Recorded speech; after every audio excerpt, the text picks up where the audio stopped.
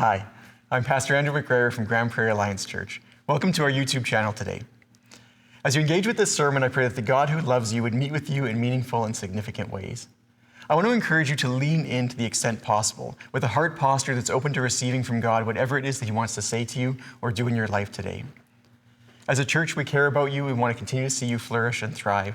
And so we'd love to receive you in person at the church campus whenever you'd like to come, but also feel free to engage with us here on our YouTube channel or on our website at gpalliance.ca. Good morning. My brothers and sisters, dearly beloved of the Lord. Think on that. What does that mean? Anyways, you can think on that for months and weeks. I want to tell you one of the many things that surprised me when I became a parent. You find yourself putting words together in a sentence that you would have never, ever thought that you would put together in that particular sentence, ever in your entire life. One brave dad wrote a book simply entitled Things I've Said to My Kids. It's one of my favorite books. Things like this: we don't clean the fridge with a banana. Or, take your undies off of Dave's plate. You know there's stories behind each of these things. And my personal favorite is, we don't poop in books. Have you ever found yourself saying something you never thought you would say? Or, have you ever found yourself praying for something that you never thought you would pray before? Or praying for something interesting? Maybe like your favorite sports team to win. Or maybe a teacher to forget about that assignment or test that they had coming up. What about as a parent praying for your family pet, the cat that they love so much? Praying for sore fingers or toes or a loose tooth? Have you ever prayed for your stuffed animals of your children before? With a beautiful young daughter that I have, we found that Mr. Fluff and Stuff was not getting along very well with Cutesy Wootsy. I mean, those things might seem kind of small and trivial, but when you're a kid, that's your whole world. Those things aren't just small. And as a parent, you don't respond by saying, no, I'm not going to do that. I've got more important things to do. You care because they care about it. You love them, so what matters to them matters to you. And that's a big part of what I hope we can see in our story today from the book of 2 Kings. This story isn't about a king. It's not about an army. It's not about a national crisis. No, it's about a guy who loses the head off of his axe. So we are continuing our series right now, looking at the life of Elijah and Elisha, as we find in 1 and 2 Kings. Today, we pick up the story in 2 Kings chapter 6. If you haven't been able to catch up on all those sermons, they are available on our YouTube channel. You can go GP Alliance and catch up with some of those. So we are going to look at 2 Kings chapter 6, starting in verse 1. You can turn there or look at the screens, or you can also just listen. This is what it said in verse 1. The company of the prophets said to Elisha, "Look, the place where we meet with you is too small for us. Let us go to the Jordan, where each of us can get a pole or a beam, and let us build a place there for us to meet." And he said, "Go." Then one of them said, "Won't you please come with your servants?" "I will," Elisha replied, and he went with them. They went to the Jordan and began to cut down trees. As one of them was cutting down a tree, the iron axe head fell into the water. "Oh no, my lord," he cried out, "it was borrowed." The man of God asked, "Where did it fall?" When he had shown him the place, Elisha cut a stick and threw it there and made the iron float. "Lift it out," he said. Then the man reached out his hand and he took it. So at this point in the life and ministry of Elisha, we see here that he was meeting with the prophets to teach them regularly. So you could see this as some sort of a school or regular gathering that they had. And the room that they were meeting in, the hut, whatever it was getting too small for all of them. And I mean, this is what happens when God grows ministries, right? There are just physical constraints that require some adjustments, as we have seen ourselves in the last few years. And it's a good problem. This is a good problem to have. So they came up with this plan. We're going to build a bigger space. They go and they sought approval of this plan from Elijah. He's like, yeah, go for it. Go ahead. I'll even come and we'll help you do it. And so where they were meeting at the time was likely somewhere around Jericho.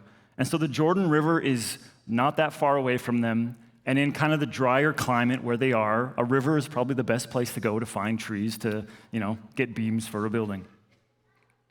You notice there's a community effort here, right? I find it interesting. This isn't just one guy being like, okay, your guys, this place is too small. No, this is all of them going and building this and working on this problem together, contributing together.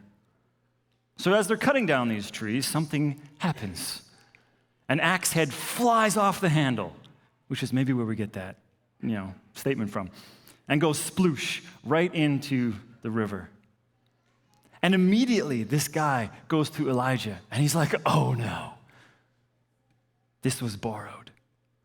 He was asking for help right away when he needed it. Went to Elijah for that. I find it interesting that he didn't just go, oh, well, that's unfortunate. Too bad. I guess Dave's out of an axe now.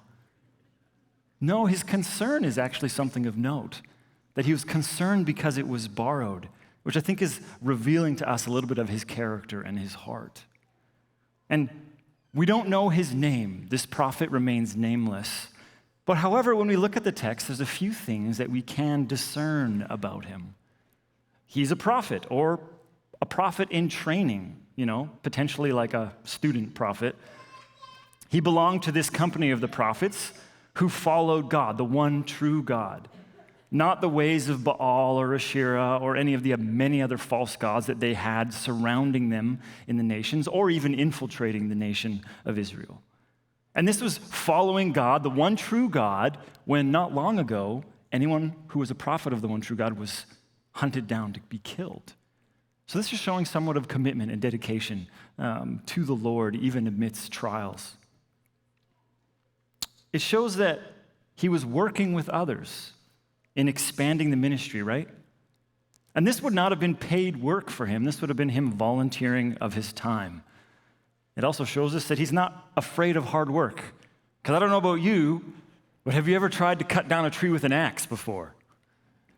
It's actually kind of challenging. It's not super simple like they show on those lumberjack competitions on TV.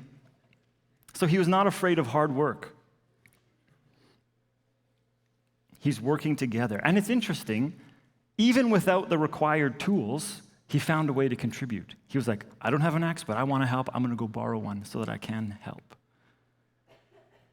Now, iron at the time, the reason he had to borrow an axe was because iron was very rare and valuable in those times.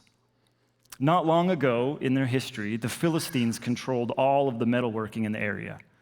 And there was not a single blacksmith to be found in all of Israel, so they had to go to the Philistines for these things. So in order to help, a lowly prophet, who probably didn't have a lot of money, had to go and borrow an axe from someone else.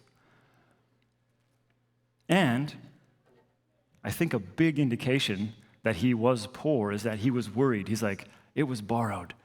There was no way that he would be able to pay the cost of getting a new axe head for the guy that he borrowed it from, for this lowly prophet. So he goes to ask Elijah for help. So the question could be raised at this point, though. Could he not have gone swimming? Right? Well, maybe. We don't actually know the place exactly in the river where they were cutting down these trees, but there's a couple things to keep in mind when thinking about this. One, the Jordan River is a very dirty, muddy brown river. It was known for being a dirty brown river, even by foreigners, as we saw in our story last week with Naaman, who did not want to go bathe in this river to cure himself of leprosy. So you would not be able to see anything in this river. Also, around Jericho in the Jordan River are some places where the river is actually quite fast, and it would be dangerous to go in to try to retrieve this. Scripture tells us that in the rainy season, when it floods, it is at flood stage, overflowing its banks for all of harvest time. But really, all those things don't really matter, because there's a couple things that are really helpful for us to see. Whatever the case of the river, wherever they were, the worker and Elisha both considered the axe lost and gone. There was no conversation of like, oh, just go feel around with your feet, see if you can see it. No, it was considered gone and lost, that they would not be able to retrieve. Now, there's many people who try to explain away this miracle with this whole stick thing. Like maybe he threw the stick in and it caught the head, the hole, and then it flipped it up so that he was able to grab it, which is ridiculous. But why do we want to explain this one away? Like, because I even found myself, when I first heard this story, trying to be like, I wonder if something happened. Why do we want to explain this away? But we're okay with like an unending jar of oil, or people being raised from the dead, or birds bringing somebody food. We're okay with those miracles, but when it comes to this axe head, we're just like, maybe a turtle, right?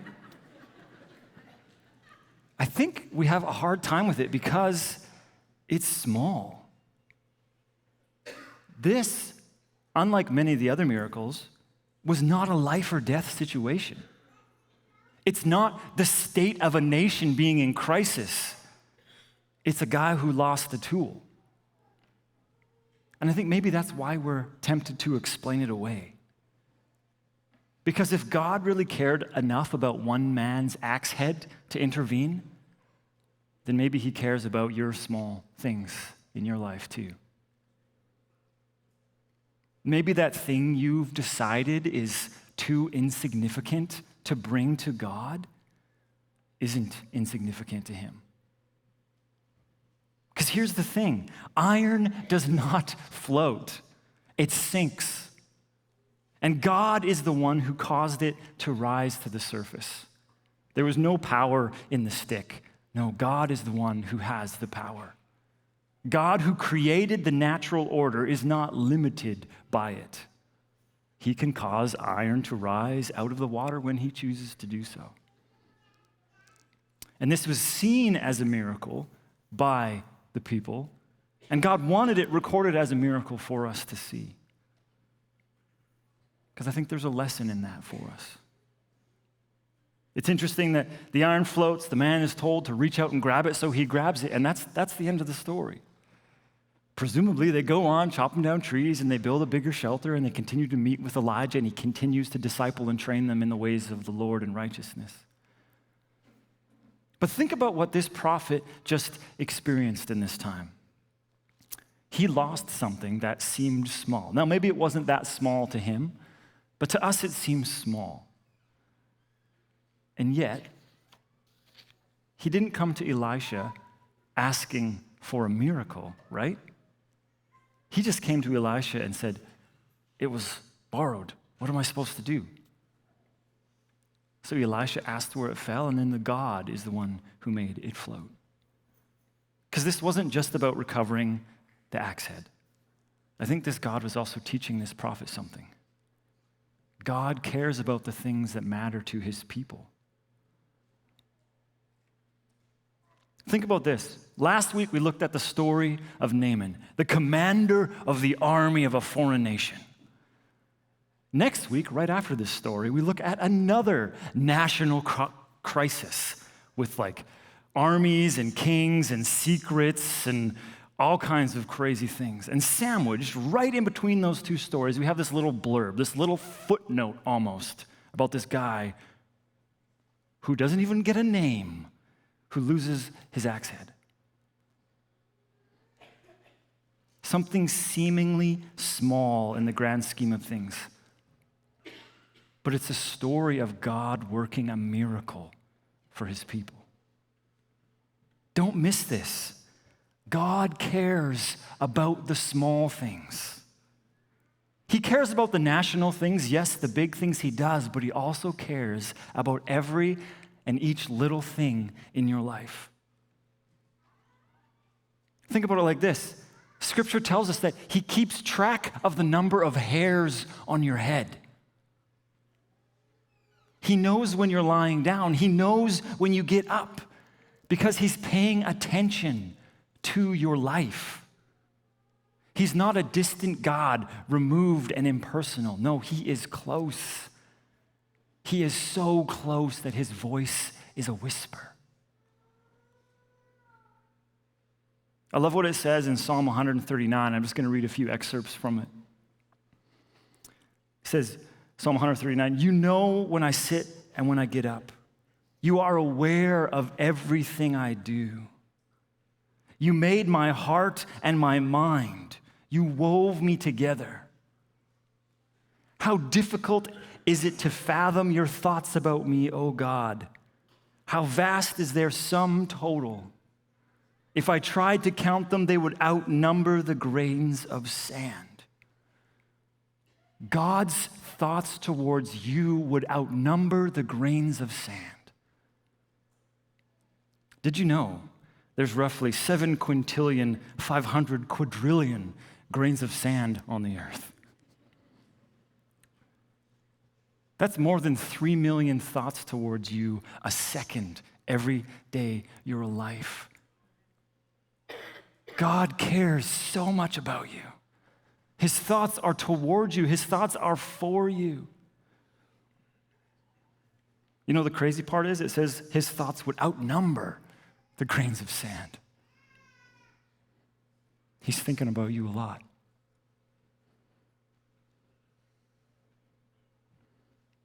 If it matters to you, it matters to him. He cares about those things in your life. Yeah, you might not be a king. You might not be the commander of an army. You might just feel like some no-name somebody volunteering with a borrowed axe. But he sees and he cares. And I think that's a big part of the lesson that this prophet needed to learn, but I need to learn each and every day. Nothing is too insignificant to bring to God. Nothing in your life is too insignificant to bring to God.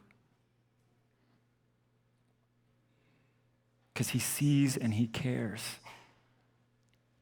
I mean, isn't this really where the story of Jesus takes us? He saw our need. He cared enough to step in. He demonstrated his power over something far greater than just making an axe head float. Yes, he caused the iron to rise out of the water, but he caused his son to rise out of the grave, conquering death. The one miracle says, I care about the small things in your life. The lost axe head, whatever it might be for you today. And Jesus' resurrection says his power is greater than the greatest thing you will ever face. Now here's the thing, we actually have to bring him these things. And I don't know what he's going to do with our request, but we know who we're bringing it to. A God who cares, a God whose thoughts are towards you all the time. So here, today, what is it for you? What is that small thing that you think is maybe insignificant? Or maybe for some of you, it actually is a really big thing that maybe you've been resistant or hesitant to bring before God. Maybe it's a lost toy. Maybe it's a relationship you're worried about. Maybe it's your acne, your zits. Maybe it's your car or money, something you're facing at work. Maybe it's a decision you just don't know how to make. Or compared to everything else going on in other people's lives, it's just something that you think is just too small. God is not too busy with more important things. You are the more important thing. As his child, you are dearly loved and valued. I think we need to expand our view of God. I think he's too small.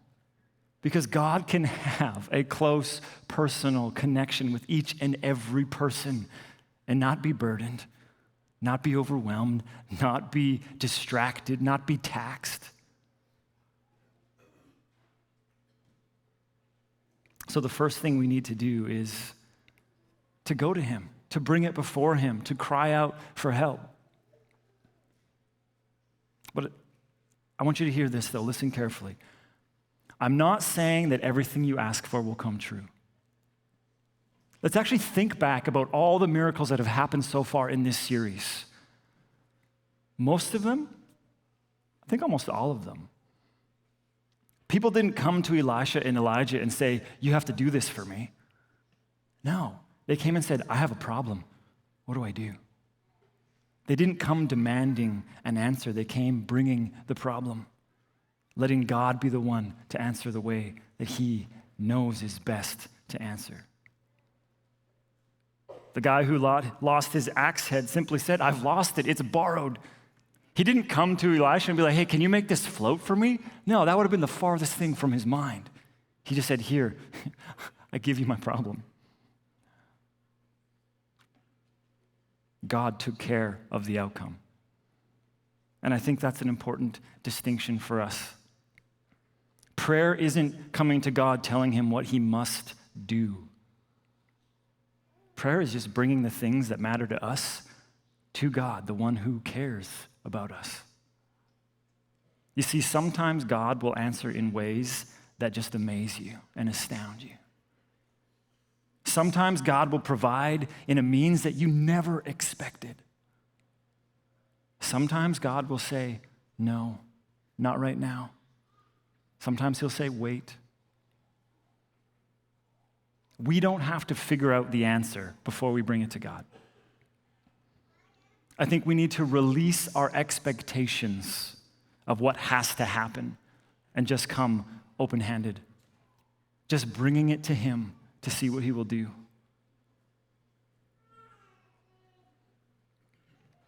This is what it says in 1 Peter 5:7. Cast all your cares or anxieties on him. Why? Because he cares for you. Can you see that? How much he so deeply and desperately cares about you and what's going on in your life. So we can just freely bring him those things and trust him with the answer, whatever it might be. So let's take a moment now. There may have been something already in the back of your mind as we've been looking at this morning that you're like, oh, really? Could I bring this before the Lord? Or that you've been hesitant to or resistant or, does God really care about this? Yes, he does.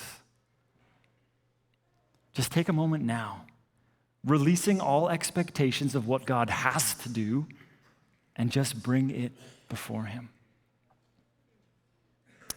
Let's just take a moment and pray.